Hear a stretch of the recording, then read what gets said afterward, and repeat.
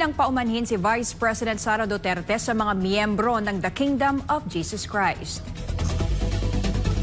Sa isang press conference ngayong Biyernes, muling humingi ng tawad si VP Sara sa mga taga-KOJC dahil sa kanyang hiling na kanilang suportahan si Ferdinand Marcos Jr. noong 2022 elections. Sorry. Nag-sorry ako sa mga members ng Kingdom of Jesus Christ. Kasi I asked them to support President Marcos during the elections.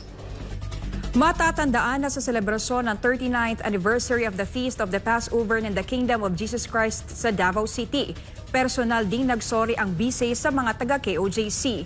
Humihingi rin anya siya ng tawad sa mga individual na lumalapit sa kanya at sinisisi siya dahil sa nangyayari ngayon sa Pilipinas sa ilalim ng administrasyon ni Marcos Jr.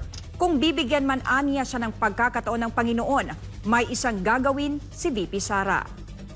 Kung bigyan ako ng Diyos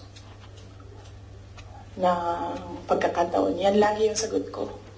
Kung bigyan ako ng Diyos ng pagkakataon, bawiin ko lahat yan.